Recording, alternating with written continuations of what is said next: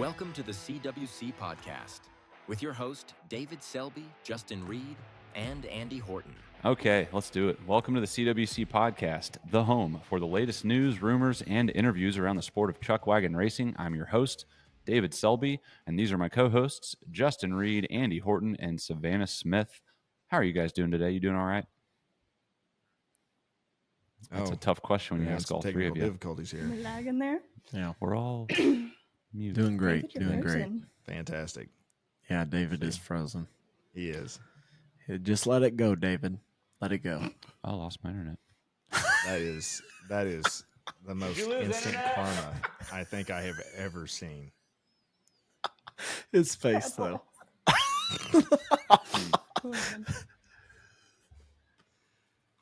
Hello, David. I think we lost him. Yeah, Oh, you're I hear it. frozen. Oh, You're there we frozen. go. Oh, they're No. coming back. All right. Now that we wasted all that time, now we're going to be behind. Yep. Well, that was That's how it goes. absolutely karma. There was no way Yep. around that. We just can't figure out for what yet, but we're thinking. Yeah, What do David. you mean you can't figure out for what yet? He just said it. Oh, for messing with me last week? Yes. Oh, well. I'm not. Cool. Okay. I'm not even going to say your name anymore. I'm scared. It's witchcraft. Okay. All right. David, we're great. right. How are you? Anyways. That's where it froze, wasn't it? You heard me say that, and then it was frozen. Yeah. So on my end, I was like, it's a tough question when you ask three people. None of them say anything. We're all just muted. That was really awkward on my end because I didn't notice for a second. I was just like, nobody, you really aren't going to say anything. Okay. We're all right. It was ridiculous timing. I mean, we've been sitting here for 15 minutes talking, and then it does it right then. Yeah. The first question I ask you guys live. Right Oh my after gosh. you were talking about spoofing somebody on having technical difficulties. I'm Yeah. not even looking at her frame right now. I'm not looking. I'm not saying anything. That was All right. perfect. Let's do this. Welcome to the CWC Podcast, the home for the latest news, rumors, and interviews around the sport of chuckwagon racing. I'm your host, David Selby, and I'm joined by my co-hosts, Justin Reed and Andy Horton, and someone else. I can't say her name, or it'll jinx the show. We'll see if she can edit in the reason why later. On today's show, we have Canadian Chuckwagon Racing. Instant karma. I just looked at her frame, and it got me. I'm going again. All right, on today's show, we have Canadian chuckwagon racer Darwin Kasokeo. I hope I'm saying that right. He's going to let us know. He's joining us to tell us about how they race up in the north, up in Canada. And I can tell you he cusses like Justin, so put those earmuffs on. Later, we are going to recap the results from this weekend's race at the Frontier Days in Tuscumbia, Alabama, Seven Springs Lodge. It was a muddy, fun, wonderful time packed with good memories. It's all coming up on the CWC Podcast. So let's pick up there. How was this weekend at Tuscumbia, Justin's friend? This weekend was great. I had never been to Seven Springs, so it was gorgeous. Driving up and then going over that hill into the bowl and surrounded by trees and hills, absolutely breathtaking. And then we snuck down to the saloon, which just the walk down, also gorgeous. They had stairs and like a wooden walkway, so you could walk along the cliff and then down. And the restaurant in the cave, I was blown away. But pretty. sightseeing aside, it was a good time. It was really. I was going to ask if you'd made it down to the saloon. I didn't know if you would have went down there or not. That is a cool place. I made a point to. We didn't eat. We were at like a full half hour from the racetrack, and we had to kind of choose between going down there and rolling the dice on it being like really, really busy right after the races, and then basically not get a break the whole night, or let's run back, take care of my room. Didn't have air conditioning in night one, and so I was just like sweating it out night one, and I was like, let's run back.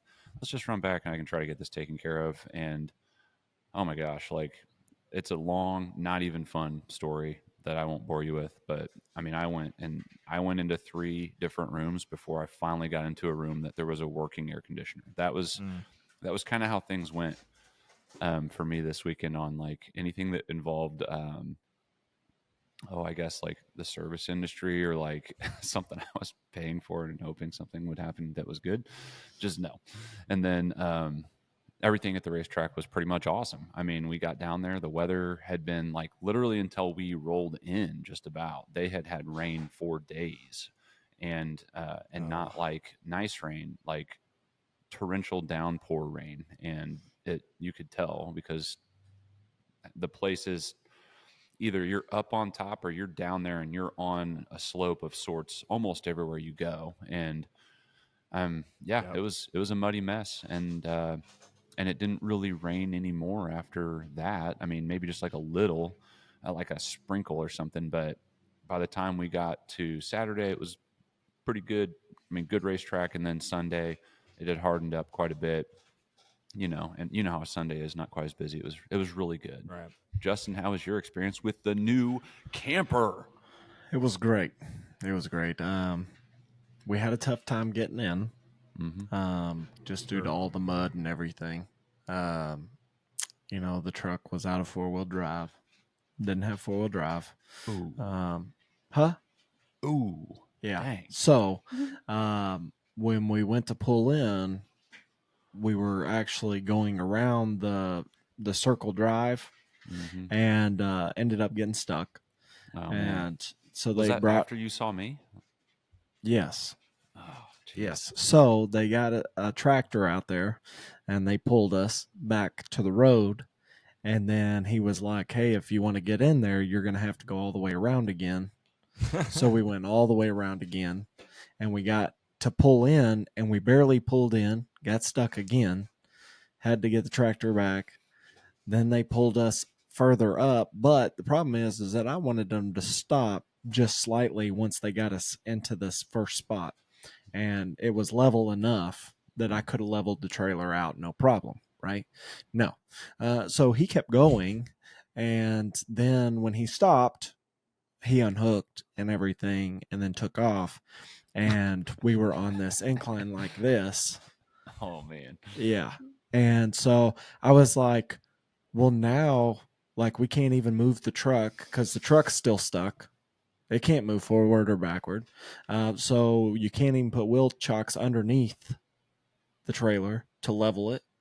So we just had to stay all weekend like this. And you're walking, and it's like, Oh, man. So would you rather be no air conditioner or on a hill? I was perfectly fine on the hill. Yeah.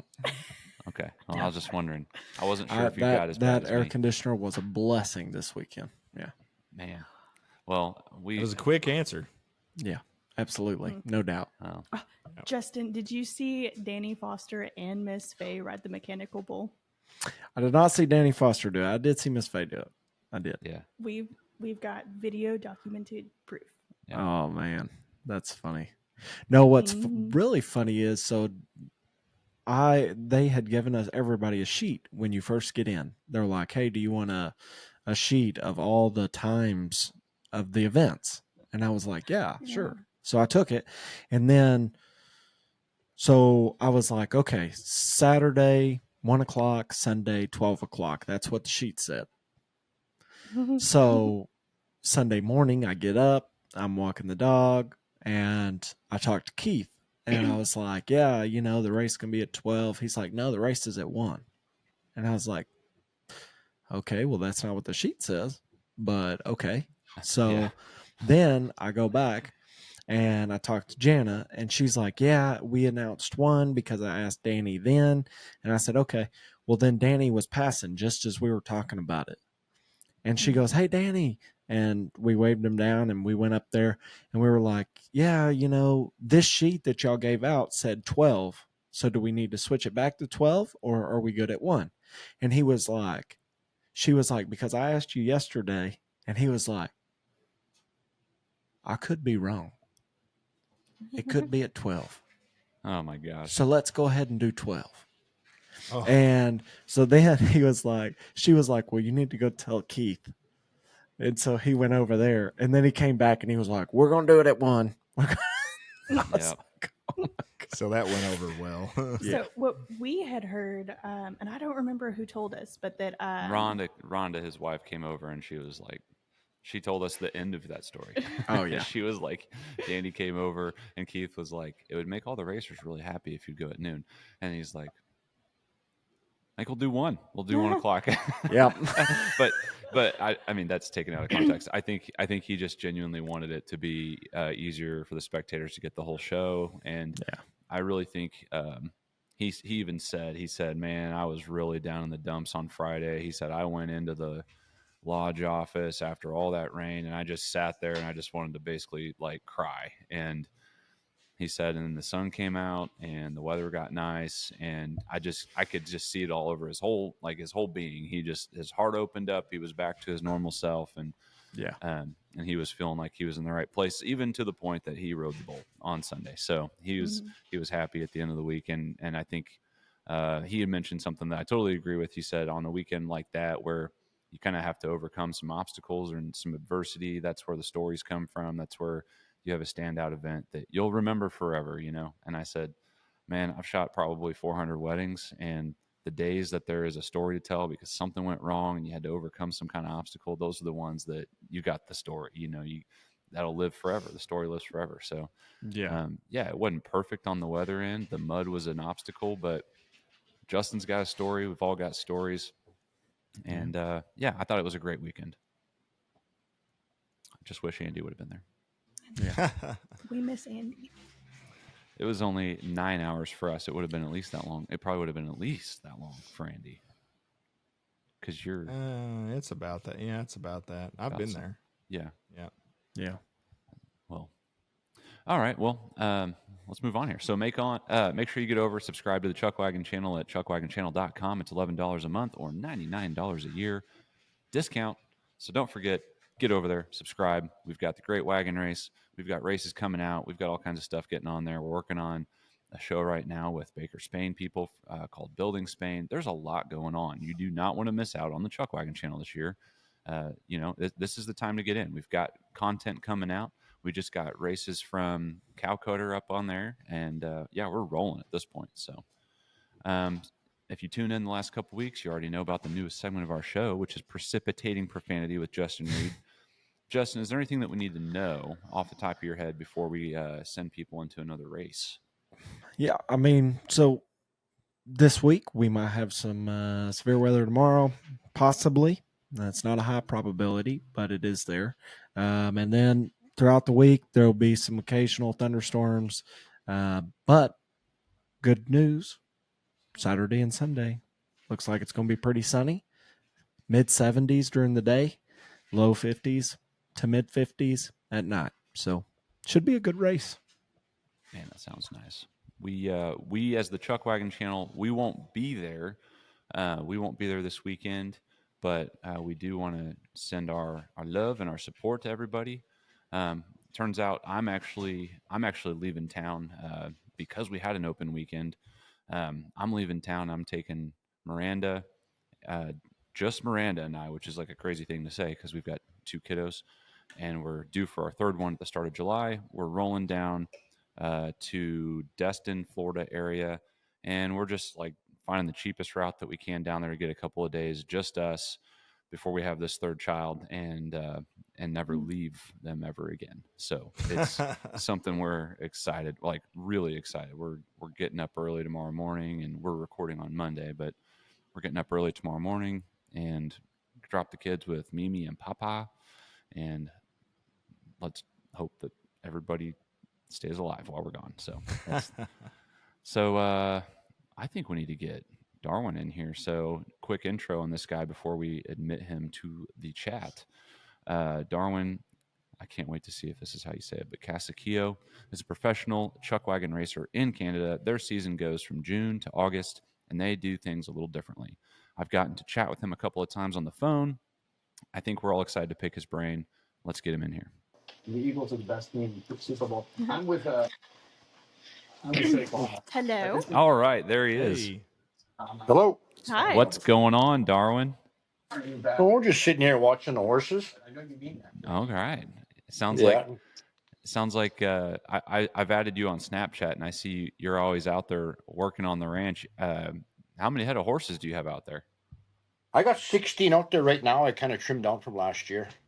I didn't Okay. need that many. It was just an addiction buying horses, Yeah. Well, Yeah. do you typically buy horses thinking I'm going to race these horses? Like, is that usually your intent? Well, what happened? I first started out as a sponsor, and I never planned on jumping in a wagon box, eh? And then I was just buying horses because it was it was helping out, and buying horses is kind of an addiction. And you love the animal, you want more. Yeah. And then I kind of stepped away from the sponsoring part, and a couple, my Uncle Dwayne and one of my buddies, Randall Stanley, they kind of talked me into learning to drive my own horses, and then I did, and I jumped in a wagon box and started racing, and it's great. When I was a kid, I used to outride, so it wasn't like a hard decision to make, because I wanted to come back to the sport, because like I'm getting up in my years, and it's kind of like a bucket list to be a driver, right? Mm-hmm. Once you were in the sport as a young person. Yeah. So you said you outrode. So were you outriding in the professional Canadian? Is it the association? Is that what you guys call it? Yeah, the association that I race in is the Canadian Professional Chuckwagon Association, and yeah, I rode it, and I think at the very beginning of the sport. I think before that it was called the Northern Professional. Okay. And did they? Yeah. So have they always ran with the same rules where the outrider doesn't have to beat the wagon? No, we have to be within 100 feet of the back of the wagon. Right. Okay. Oh. Yeah, not ahead of the wagon. Right. So So it's has different that way. That's the only difference that I see. has it always been like that, or did something shift at any point during the kind of seasons? Well, before, like in the old days, there used to be 4 outriders. There used to be one holding the leaders, 2 throwing tent poles, and 1 throwing a stove in. So there was a lot of people out on the wagon at one time. Then they changed the rules for safety to just having one guy throwing stove, and they eliminated the tent poles and stuff like that. Eh? But it used to be pretty damn Western. I can Yeah. imagine. So I know. So Yeah. for what we would call Arkansas Chuckwagon Racing at this point, which is kind of the version that we've got down here, it involves 3 team members and 3 horses. You've got 2 pulling the team, and I say horses, it might be mules or ponies or whatever, but you've got 2 pulling your wagon, whatever that wagon division is, and then you've got an outrider. And generally speaking, the outrider has to have a stove on the ground when the gun goes off, and when the gun fires, they can throw it in the back, which they will. I guess I got ahead of myself. Before that, your starter will yell, "Cooks, load your wagon," and that's the second team member that starts behind the wagon, throws their bedroll into the back of the wagon, runs around to the front, and it's kind of a timing thing that it's a discretionary choice that the judge with the pistol will go ahead and say, we'll go ahead and fire the gun. And then that's when the stove from the outrider, whose feet are on the ground as well, he can throw that stove in and jump on his horse. And then he has to beat his team, has to beat the nose of his wagon team at the finish line. And yeah, it makes it a little bit probably more dangerous. And I can see where the rule definitely, especially in the arena where you guys have a guardrail and things like that, where you don't really have the ability to just go anywhere you want at any time. Typically on the ranch situation, you can get out of harm's way pretty quick. But yeah, it's so interesting, the difference. So how does the start of the race work for you guys? Well, what happens, we go in and we do our practice turn. It's a figure 8 pattern. You have your bottom barrel, your top barrel. You do your practice turn, you come out. Everybody comes all back out, and we all load back in, and the horn goes. We use like an air horn, eh? The air horn goes. You got your front outrider holding leaders. He points you in the direction that you tell him to point me towards the chalk line, point me inside, and then you have your stove man throwing stove in the back. And then you just do your figure 8 pattern. You get the hell out of there. Yeah. Now, You I've know, watched and I've watched a few videos of the Canadian Chuckwagon teams on YouTube, and it looks like you guys have sometimes have more than just 2 horses pulling the wagons. Is that normal? Is that the Yeah, standard? because we've got 4 horses running all the time. You have your lead team, and then you have your pole team, and then you're actually running 6 horses every heat Oh wow. that you're out there. Because you have 2 outriders. So yeah, so we have 2 Okay. outriders, and then we're actually driving 4 horses at a time. So So I think almost all of our divisions are 2, unless we've got we're in the 4 up mule division, and that's where you can run 4 mules in whichever fashion, whether it's 4 straight across or 2 front, 2 back. And you, correct me if I'm wrong, gentlemen, have the ability to do more than 4 in the 4 up, or is it just 4? Just 4 large mules. Okay. So it just has to be 4 mules, and you can just have them 2 and 2 or all 4 in a row. 4 abreast. Yeah, it's on a rubber tire. Yeah, and that's not in every like association race that Right. you'll see that. Although at our national championship race that we have, that's in Clinton, Arkansas, over Labor Day weekend, which is the very end of August, that's when they, as a staple, that is a division there that they have, which is the 4 up mules, but they don't do any 4 horse races. There was one time last year at an association race where it was kind of thrown in as an optional thing, anybody that wanted to come and do it, and they ended up It having wasn't a sanctioned race. It was just a Mm-hmm. yeah. well, like a demo. that race, that piece of that race was not part of the sanctioned portion. Yeah. But That was Whiskey Ridge, right? Yeah, at Whiskey Ridge. Yeah, I remember that. Yeah. Mm-hmm. I think But they yeah, did 4 up big horse. Yes, and that was cool to watch, and it was really, really muddy that day, so we were seeing a lot of mud flying. But yeah, so Darwin, you got a hold of me, and you were telling me kind of your impression of seeing the stuff that happens in this Arkansas version of chuckwagon racing. How did you first stumble onto our stuff, and what was that first impression? I think I was scrolling either through YouTube or Facebook, and I seen the pasture racing, and then I seen, holy, that looks wild. That'd be like so damn fun. Because we race on racetracks, and they're all groomed, and and I seen them hitting that ridge, and the wagons bouncing, and shit flying all over, and I thought, man, that looks fun. That looks like way more fun than what I do. But like we're on groomed tracks, but Right. yeah, that's something I'd like to try at least once in my life. Yeah. Well, it's definitely doable. I was going to ask a question. So on y'all's, and I may be jumping ahead here, David, No, do but your thing. on y'all's race wagons, do they have to be a certain weight, or? Yeah, we got to be with the driver, the pole, and our stove. It's not like a typical stove. It's like a 2 rubber pails bolted together and painted red. That's our stove. Our combined weight on everything with the driver has to be 1,345 pounds. Oh wow. And then we go through safety checks, and all of our safety equipment on the wagon's got to be on, and inspections in the spring, weighed in, and stuff like that. It's not just grab a wagon and race. Yeah. Well, it's interesting that you guys have your passengers are included in the weight. Yeah. Because I would say that's heavier than the 1,000-pound wooden wagons that we call the classic division. But if you see some of these guys that show up to race, I'd say we've probably got 2 horses doing more work than the 4 are in some cases down here in the classic division, because you'll have a couple of hefty boys in the back of that wagon. So I wouldn't be surprised if some of them are pushing 1,500 pounds. They may be, because our 1,000 pounds is empty. Yeah. Up here, we only have the drivers. The only person in the wagon is the driver. So. And so 1345 by 4 horses, they're gonna boogie along. Yeah, so break that down one more time for me. So some of the terminology I got a little bit lost. So you said you have 2 outriders, correct?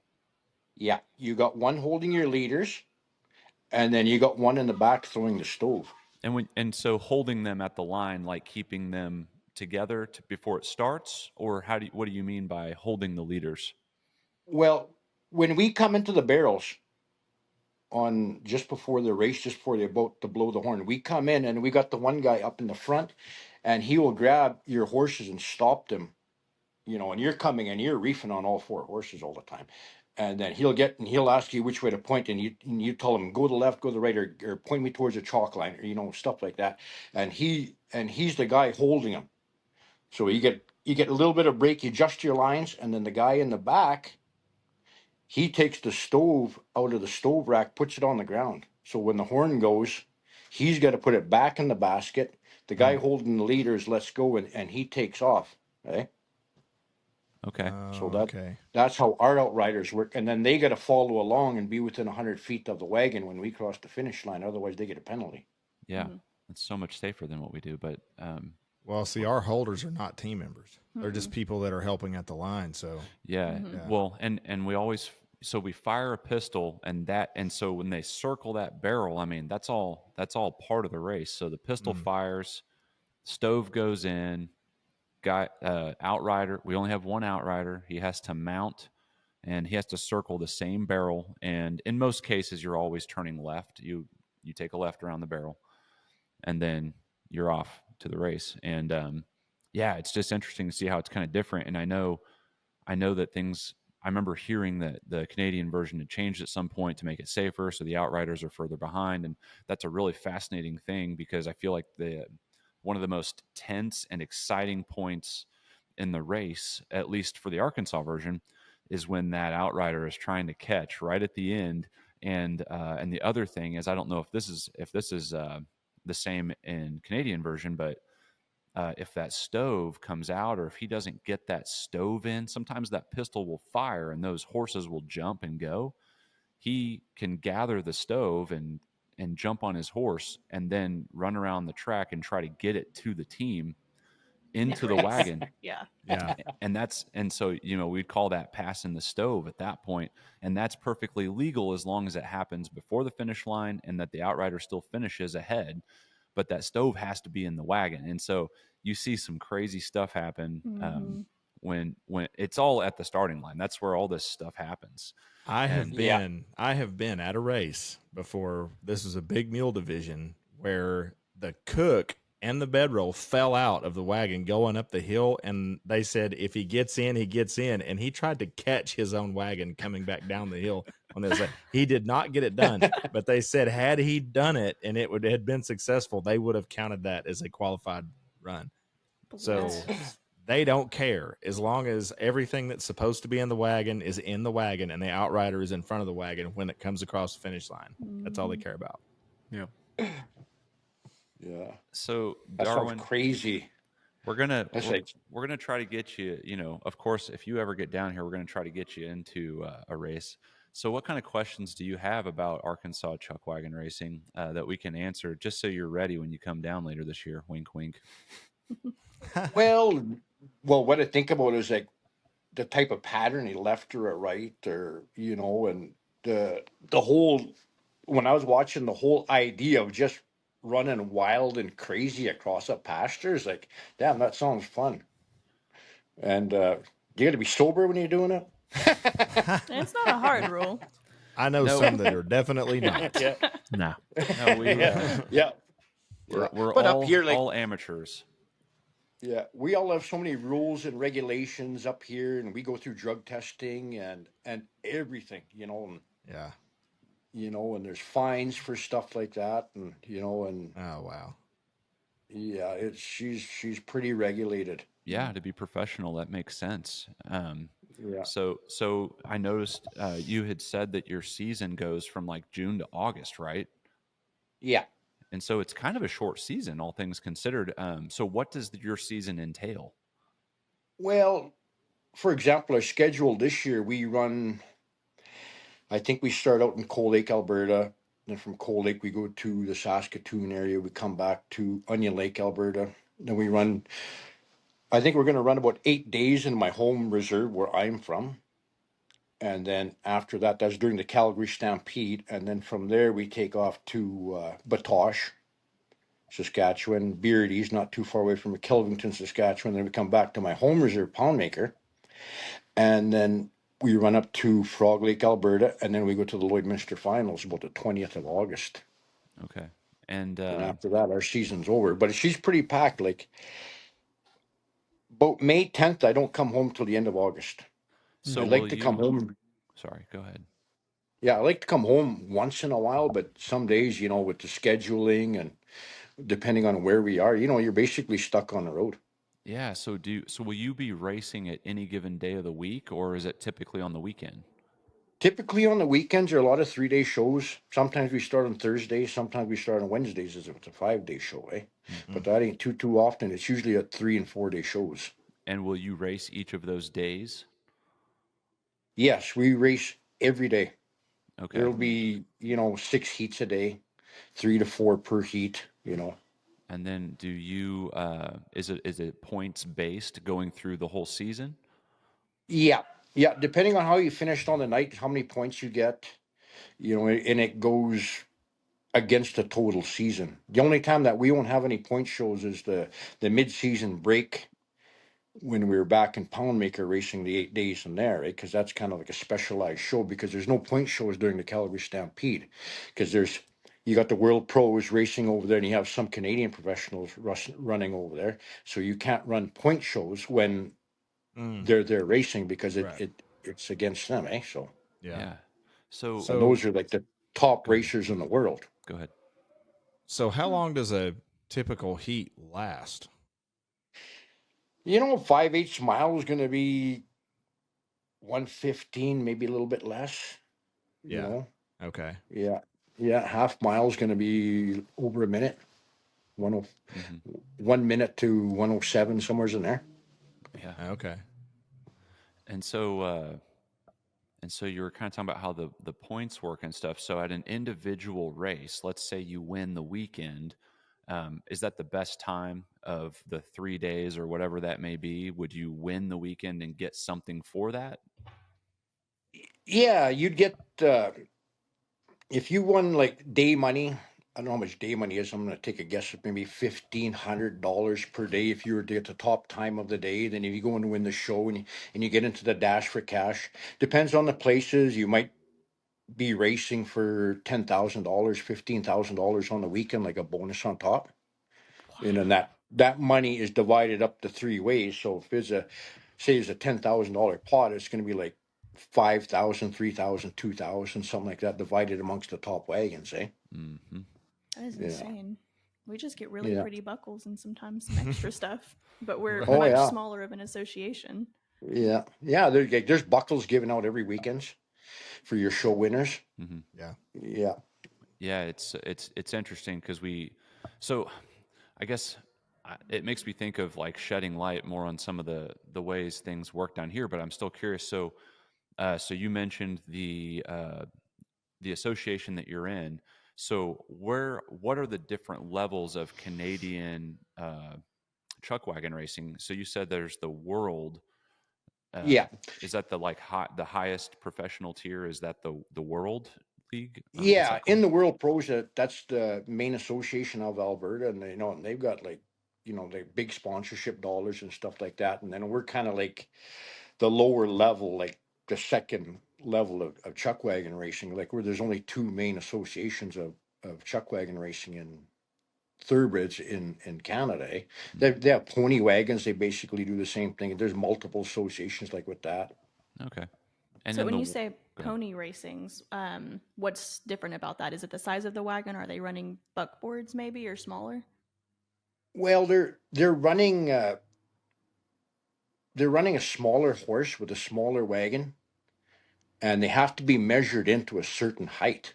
Okay. And So that sounds yeah, and kind of like our and they're buckboard. they're just as fast. Like ponies can bear like a bastard. Mhm. They'll out barrel us, but they won't want to outrun us. So that's the thing. Right. Yeah. A Yeah. little bit quicker, a little shiftier, get going a little faster maybe. But that's really interesting because it kind of so Dan Oaf is the owner of the Barrow F Ranch, which is where the national championships are held. That's kind of where the inception of Arkansas Chuckwagon Racing comes to pass, 1986. And so they're doing their 40th edition of that this year. And over time, they've created different divisions. And the pony version of the classic division, that 1,000-pound wooden wagon, is what we call the buckboard division, and it's a 500-pound all wooden wagon pulled by two 52-inch ponies, and it's a slightly shorter track as well. But that's interesting that you guys have some different divisions, and so is there if you're in the association that you're in, and you are kind of looking at the world pros, what does it take to get to that level? Is it a matter of having do you just have to have top of the line horses, or is it having sponsorships? What does it take to get there? Yeah, well, no, you have to have top of the line horses, and you got to be a clean, consistent driver, because in order to get into the world, they want to bring the best drivers in that they can, because they are called the World Association, and they do have runoffs. Like they'll have a runoff in Grand Prairie. So many permit drivers will come in. I think this year they're going to be taking 4 drivers, but I think there's actually 10 driving for those 4 positions.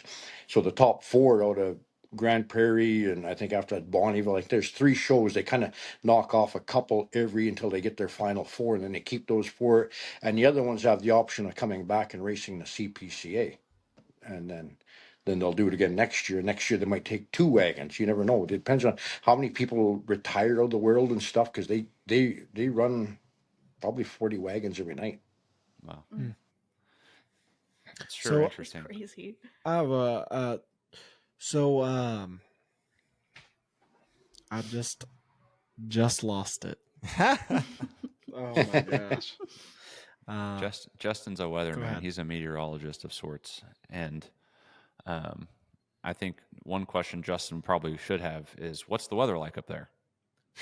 Oh, right now the grass is just starting to grow. She's beautiful, like right now. Like I can probably show you. This is what it looks like outside. Oh, Oh yeah. Nice. Those blue skies. Yeah, there's my liner on the side. I'm just getting ready to set up. I just want to know about that Wow. school bus. Yeah, yeah. No, And we all haul like 53-foot drive vans converted to horse trailers. So we oh wow. typically haul 18 to 20 head per liner. Oh wow. Oh, wow. Yeah. Yeah. So So when we're going up and down the road, we're hauling a lot of stuff. It's on the attendance of like the spectators, people coming out to watch, how many do you think there typically is on a weekend, would you say? on the weekend. It depends on the show where we're at. Some of these places are a little more remote, and then people just watch it on Facebook Live. They're probably you're gonna get 200-300 probably, and depending on where we're at is basically where it is. The accessibility of it, and there's a lot of places where wagon racing is bigger than, like, say where I'm from. Like we'll have 200-300 in the crowd, 400 in the crowd, and then you go to Onion Lake, there'll be 2,000-3,000 people in the crowd. Because depending on where we're at, it's location that kind of defines of how many people we're going to have sitting in the crowd. Yeah. Yeah. Have you Yeah. seen in the past few years, have you seen any kind of shift into more people coming or less people coming? What kind of shift has that been for like people coming to view it?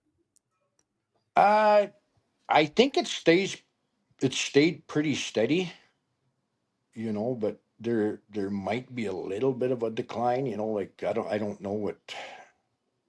It's hard for me to tell because I'm always in the background. I only come up once a Right. day. Yeah. And No, you I understand.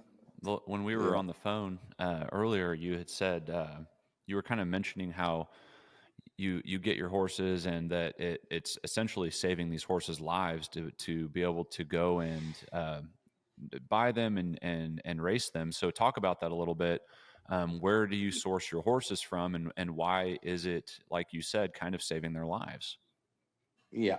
Well, a lot of our horses, they come from the racetracks, and if they didn't come off the racetracks, they'd be going into a can, and they have a second chance at life with chuckwagon racing because we're giving them that opportunity to finish their life out.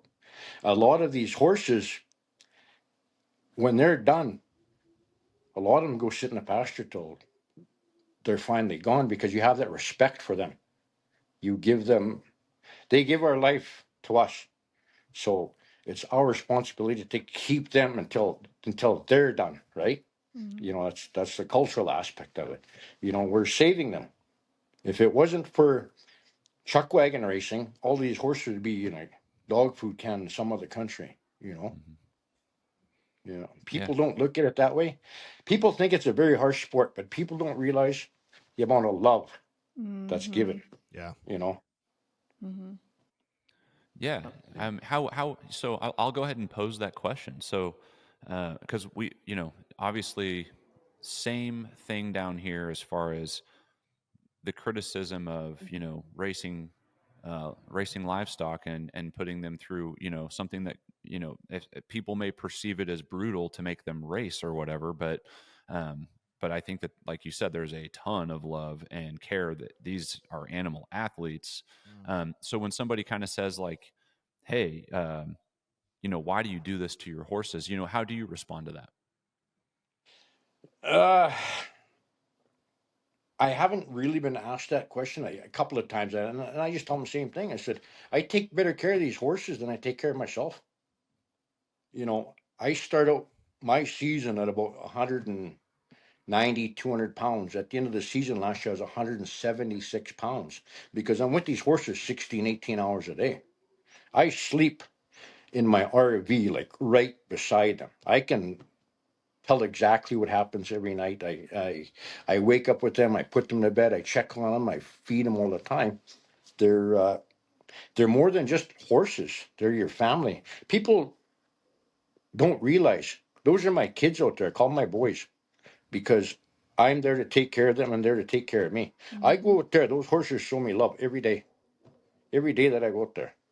Yeah, You and know. I've seen your Snapchat, and I see that you're obsessed with your horses, and I can see that you love them to death. I mean, I see you with them constantly. That I can tell you Yeah. live and breathe that. So no, I think it's cool. I thought I would just pose that question, give you the floor there, and Yeah. no, I think it's you'll hear a very similar response from people that race Oh yeah. across the board that Yeah. that they treat their animals. They probably feed their animals better than they feed themselves, and they might even say they probably feed them better than their kids at times, and take very, Yeah. very good care of them as far as their health and everything goes. So no, Oh it's yeah. great. You got to take care of their guts, their joints, their hair, everything. These horses have more supplements in their pail. I should be eating it, to take care of myself. Like once in a while I drink camelina oil and take a shot of MSM when I'm feeling down, stuff like that. They eat better than me. Like when I'm on the road, sometimes all I have for dinner is a cold can of mini raviolis. Right. But it's more important for them to get their meals and keep them on schedule. They get fed breakfast at a certain time in the morning. They get let out for a certain time in the morning. They come in at a certain time for dinner. They get it's race time, then they all go out. And it's everything is so scheduled. As long as you keep them on schedule, they're gonna perform. And then for the taking care of them and loving them is a big thing because they respect you when you take care of them. you Mm-hmm. know that's why those horses come. When you make a little whistle and they come running in. It's your you have your horses on the outside and you got their horses that are right there. Sometimes walking the pen is dangerous because they start crowding you and then they start fighting for your attention. Then you got to get the hell out there. Yeah. It's just the way it is. Like they're horrible. They're Yeah. horrible kids. Yes. Yeah. Eh? Um, Mm-hmm. well, You know? I won't keep you too much longer here, but I wanted to go ahead and make sure we ask you, with your season ending when it does, you've got just enough time to zip down here and maybe catch these national championship chuck wagon races in Clinton, Arkansas. I know it's like a 28-hour drive for you, but what could we maybe get just even a slight verbal commitment that maybe you try to make an effort and get down here for that race? That'd be a good one. Oh yeah, I can bring an outrider. I just need some horses. Oh man. Well, you were on That the would- right podcast for somebody to potentially volunteer. Yeah, we Yeah. could probably anybody get wants that a driver, arranged. I can bring an outrider. Like We could probably get that arranged. I can bring one of our outriders from up here. His name is Quinn Langevin, and he's in charge of our media for the CPCA. Yeah. Yeah, yeah, and then he'd probably be another good guy to talk to because he would probably talk about like watching the videos on the Facebook Live, the streaming. They're going to be starting a new YouTube channel now this year too. So Yeah. I don't know how that all works. I'm just going to worry about shoveling shit and feeding oats. Well, That's right. well, we hope we can get you down here, and we'll definitely spread a little bit of the word around to let people know that you're looking for something to drive, and who knows, maybe you'll get stuck running a little team of ponies, and you just have to run across the pasture. But I think you'll have fun with it no matter what. And there's a lot of beer drinking and a lot of hanging out that goes on around here. A lot of fellowship is what I should say. Good Food.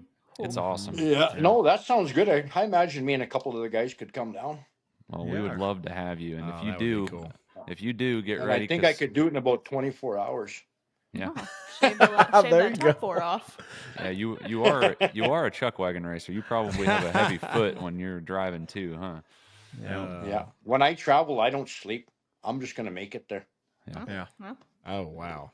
Well, Yeah. if you come down, we will definitely bring some people to meet you. We will get some interviews with you.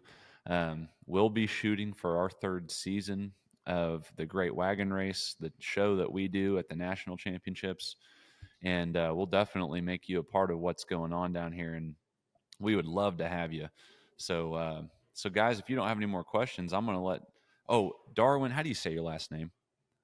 Kasokeo. Kasokeo. Just the way it's Okay. spelled.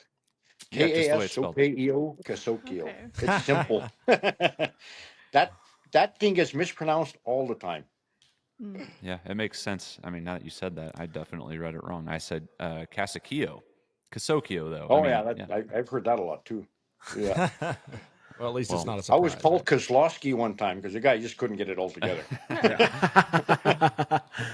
Well, Darwin, thank you so much for coming on here, taking some time to talk to us. It's super interesting to get to pick your brain and hear more about how you guys do the racing up north. And it sounds like there's definitely a common love for the sport and for the animals. And it sounds like there's also a little bit of that common adrenaline junkie common denominator there as well. So Yeah. if you come down here, we'll try to get you paired up with somebody that'll at least let you go and be a maniac like it sounds like you are. So Oh yeah, yeah. Because the thing is, like when you're driving Chuckwagon, it's a rush. It's a controlled rush. It's not like just you can let it all go, eh? right. You know, you got to be collected all the time. You know, Yeah. like yeah. Mhm. But accidents do happen, and you know you bounce back from them. That's true. I think that's something that even a lot of our spectators don't realize is that it's not the free for all that you would think. You're making decisions the entire way around that track. You're trying to be strategic about where you go, and it's Yeah. really important. Yeah, you're turning that top barrel and you're coming around and you're watching the guy to the left of you, the guy to the right of you, or you got two to the right of you or two to the left of you. You're watching where everybody is, where they are, what your lane is, you know, to get out safely. And it's not just matter of just taking a right and taking a left and getting out. There's a lot of thinking involved in it. Like it's like you got to have like a wide panorama vision every time you're in that seat. Yeah. You're watching everybody. Yeah. Well, that's part of, at least with the Arkansas version, is part of why they have that second. They have that the cook is what they call the second passenger, the other passenger, whose job is to be the eyes and ears around the wagon, and it's there's definitely a team aspect. There's a lot of moving parts, a lot of things happening. So it's we need to get you down here and let you kind of mingle with some of the racers down here. It'd be really fun to follow up with you. So I guess what I'll leave you with is good luck this season, and we'll try to tune in now that you and I are connected. We'll be in touch, and I'll continue to bother you and try to find a way to get you down here come the end of August. Oh yeah, yeah. No, I'm really gonna try to come down because I want to see it. Like, it looks wild as hell. Yeah. Yeah. It absolutely is, and it's a little bit addictive just to even watch it. So Oh, yeah. that's what we do. You know, we try to capture it, and we try to spread the word, spread the sport, make the sport bigger, and definitely not let it die. But I kind of tend to believe that we're helping it grow. So we're going to keep doing Yeah. that. And I think that if there's a way to connect in any way with other people that are kind of just in this same niche, you know, and that's what you guys are doing. It's different, but it's not that different. So Yeah. I'd love to get you down here, but yeah, thank you again for coming on the show, um, and we love to connect with you again in the future. But next step for you, all you got to do is hit that little leave button, but make sure you leave that app open, and Yeah. we'll shoot you a message if we have any problems with it uploading your feed in the background. Okay. Okay, sounds good. Awesome. Thank you so much, Darwin. Thanks, All right, Darwin. It's nice thank to you. meet We'll you. see you guys. See I you, good man. talking to you. Bye. All right. That was interesting. All I gotta say Very is you're gonna interesting. have to get a fucking bleep button for that son of a bitch. Yeah. Well, He wasn't As that you're bad. cussing, Justin. no, and you know what? He was definitely taming it down. I know Yeah, He was. really was. He was like, being you could respectful. tell. He was Yeah. being respectful, but he's really fun to talk to on the phone because he's unfiltered. He's you can tell he loves what he does, man. He really Yeah. is passionate about it, and we need to get him down here. I hope he'll come down. I know that is easy. Like, you know, like for me to even consider driving 24, 28 hours, you know, that's 2 very long days of driving for me, and that's a long way. I don't even have a passport right now. I need to get my passport. It just expired, so I can't even leave. Make sure you get your real ID. Oh, well, I did that. I've got that. Yeah, I haven't, and my driver's license expires in 2 days. Ooh, Oh. Sorry. timing. Yeah. Well, you guys, you got any thoughts on the interview? Any follow up thoughts? I thought it was really cool. I mean, Mm-hmm. you can tell that there's not a lot of difference in the Yeah. basic aspect of what we do Mm-hmm. and what they do. The weights are kind of similar. Mhm. Yeah. You know, the structure is there. It's pretty sound compared to, but you know, I think I think that they go a lot faster. When he was throwing out the times for like half mile, and I was That's like, what holy I crap. was. That's what I was aiming at. I was like, how fast are you guys? That's why I said, what is a typical heat? You know, Yeah, how long they're is all- that? And when he they're all said that, I was racetrack. like, He said about a Okay. minute Okay. for half mile. I was yeah, like, yeah. oh God. That's what I thought. Between a minute and a minute 7. I guess. Yeah. Yeah. He might need to bring his thoroughbreds down for the wagon race. Yeah, he said there's no way. When I talked to him, he said there's no way he's traveling with those horses that far. But Yeah. he, It's and just he- too and he much said he's- stress on him.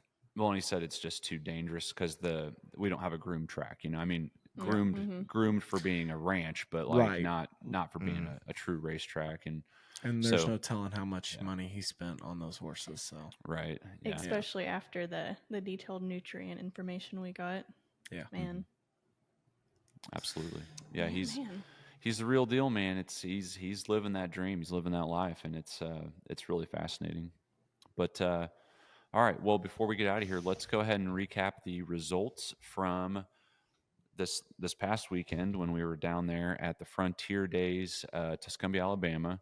And I think we just roll through this. If everybody's got it open, let's just start at the top here. Race results recap: Big Horse Rubber Tire. Third place, Freight Train. Second place, County Line Bunch. And first place, Running Blind with a 51.70.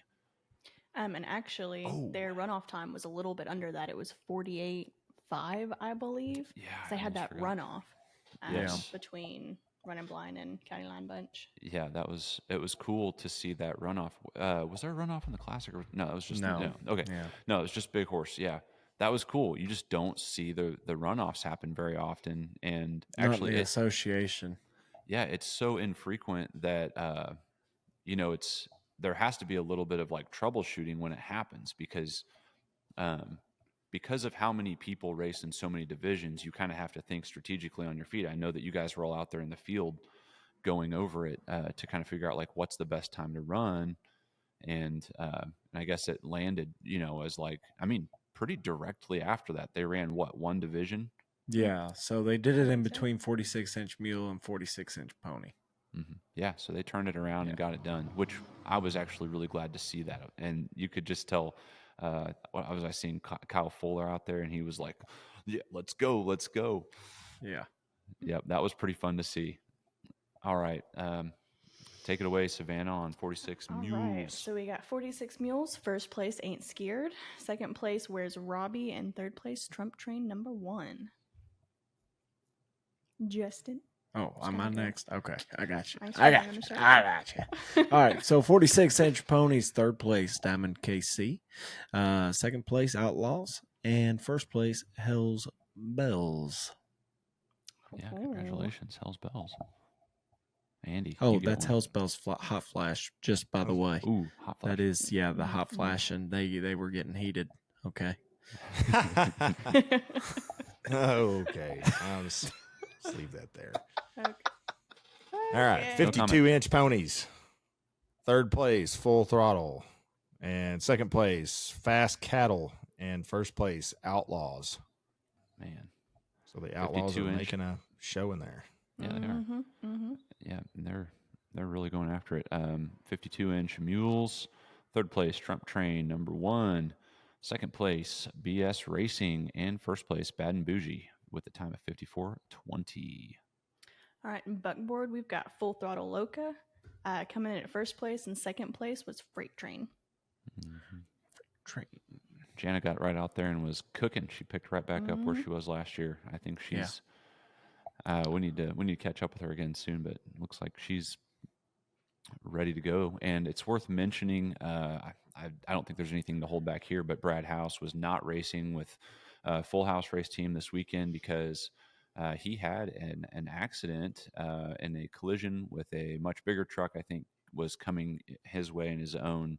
I guess trying to pass each other on like maybe a country road or something, but he had a collision there. He's okay. He said he's sore, but he's recovering and he's doing all right. So sending thoughts, prayers, and all the love to Brad for a quick recovery and that he can get back out there. He wasn't pulling livestock at the time, so I bet we'll see him again here soon. Wow, I did not know about this. Mm-hmm. Wow. All right, Justin. My time. All right. So youth division, ponies 8 and under. Third place, Going Nuts. Number 2, Delilah Nut. Second place, Bent Shank Ranch with Riley Pillow. And first place, Going Nuts number 1, Wade Nut with a time of 10:10. Ponies 9 and up. Third place, Hell's Bells Hot Flash with Jace Howard. Second place, Split Decision with Austin Pruitt. And first place, Diamond KC, Easton Parks with a time of 10:37. Mules 8 and under. Third place, Trump Train, Riley Pillow. Second place, Corbin Ain't Scared with Corbin Myatt. And first place, Clay Ain't Scared with Clay Myatt with a time of 14:13. Mules 9 and up. First place is Ain't Scared with Austin Pruitt with a time of 14:12. And then the Outriders 8 and under. Second place, Jagger Pennington. First place, Leighton Parks with a time of 8:65. Outriders 9 and up. Second place, Jace Smotherland. First place, Austin Pruitt. All right, big mule division. Third place, Gunner Strong with a time of 55:89. And second place, Outlaws with 54:74. And first place was the Bama Mule Skinners with a 54:25. All right, and to bring it together, bring it to a close here on at least the wagon race divisions. Third place for the Classics, Trump Train. Second place, BS Racing. First place, County Line Bunch, and they were cooking, man. And I got to talk to them a little bit. And they are serious this year. And I'm going to go ahead and make a hot take here. I think that they are going to be in the hunt when we get to the national championships here at Clinton. I just getting a little feeling, getting a little bit of a feeling on it. It's those guys are, yeah, they're serious. And some notes here, Savannah. Extreme Cowgirl competition, Annabelle got first place, but I do want to throw out an honorable mention for Harmony. So they had started the race. They called her name out a couple of times. I think they waited, 10, 15 minutes maybe before starting the race. Yep. So they had to run the full track. They started out saddled, and at the halfway point, they would stop, dismount, unsaddle their horse, and then finish the race bareback. So while all the other competitors are at the halfway point, you see Harmony just fly through the starting line, and then she catches up to them and is the second person that has unsaddled her horse and is remounted, and then finishes the race second. I want it to be known she was the only rider that truly had her horse at a full breakneck speed bareback, which is incredible horsemanship, incredible balance. I was blown away. I was honestly rooting for her to be first. I was like, that's such a story. But congratulations, Annabelle, and congratulations, Harmony, to some killer riding. That was wild. Another honorable mention would be JD Pennington. He rode for 4 separate teams and placed in all 4 of them. Outlaw Big Mules finished second. Outlaw 46-inch ponies finished second. Outlaws 52-inch ponies finished first, and Full Throttle Loca, who finished first in buckboard. So he went home with a nice little stack of buckles. Mm-hmm. Outlaw team placed in several divisions. And then Youth Austin Pruitt, he was up on the podium multiple times at the award ceremony. Second place in Youth Ponies 9 and Up, first in Youth Mules, and then second in his outriding. And then Riley Pillow, we gotta mention her. I love watching her race. She gets so into it. I mean, she is standing and jumping up and down, just screaming her little head off. Love to watch her ride. So yeah, there's our honorable mentions. She hangs out with Danny Wilson. It's a terrible influence on her, and also just that dude has the biggest heart, and he has been adopted as her honorary grandfather, I think, from here on out. So. Yeah, well, I have another honorable mention just real quick. Throw it down. Justin with Gunner Strong, Bama Mule Skinners. Okay. So in the Big Mule division, he was the driver for Gunner Strong and Bama Mule Skinners, which was first place Bama Mule Skinners, third place Gunner Strong, right? But what's really neat about that is with the Gunner Strong, a lot of the racers know what that team is about. And it was really cool that they gave the buckle to Gunner, you know. And I think I remember that now you mention it. It was really emotional, you know. Yeah, it's some of those touching things that definitely kind of take your breath away a little bit. Yeah. Yeah, so just wanted to throw that out there. Yeah, no, thanks for bringing that up. Yeah, there's... and I think the outrider for Bama Mule Skinners also gave his buckle to Gunner as well. That's awesome. Yeah, that's more of that sportsmanship and just that family dynamic that definitely comes with the sport. And man, I wish we could just tell everybody's story, because there really are so many good stories, and there's so many good things happening. And so thank you guys for sticking around and for listening to the podcast. If you made it this far, make sure you subscribe and relive the ride at chuckwagonchannel.com. Have a wonderful weekend. For those of you that are getting ready to go hit the next race, sorry we won't be there, but we are sending our love and we are sending prayers that everybody stays safe. It has a great race weekend. Thank you for tuning in and supporting what we do, and we will see you out on the track. Look, I got a double chin, guys. You have a double chin? Trying to mitigate it. You got to grow one of these. It covers it. I don't want one of those. I don't think that would help my case at all. I mean, it depends on what you're going for. So no, not going for that. Not this. 2025. I like beards, but not in that way. Sorry, guys. Well, they get a little itchy. I've been itching mine a lot. I need to shave this thing. All right, Savannah, you getting up on that mic today? I am, and I even turned up the sound. Let me know if I need to turn it up more. I told you, turn it up all the way. Turn that bitch up all the way. Okay, she's up all the way. How does it sound, guys? That's better. I'm trying to decide if I should mess with you. No, don't do that. 'Cause I'm very gullible, okay? And then we'll just panic. And Last it'll waste time. Last time we How were about like, this? "What? We can't hear you." We And literally- she's just I know screaming. my face dropped, and I was like, it We've was been just talking. working. We had been talking to her for a while, and then the show starts, and I'm like, the show starts, and we're like, we've got Savannah in here. We're like, so we might have some technical difficulties or something like that today. And then she says something like, I can't hear you, Savannah. What's going on? And she's like, oh no, what's going on? And me and Jess are just laughing. And we had literally been talking like 4 seconds before that. It was hilarious. It was really, I mean, I felt terrible, but it was hilarious. You didn't feel terrible. It's how we do our remote hazing for the newcomer. It's in the other room.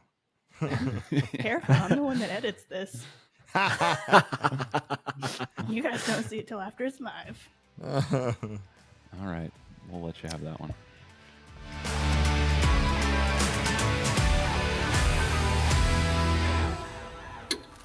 Thanks for listening to the CWC podcast.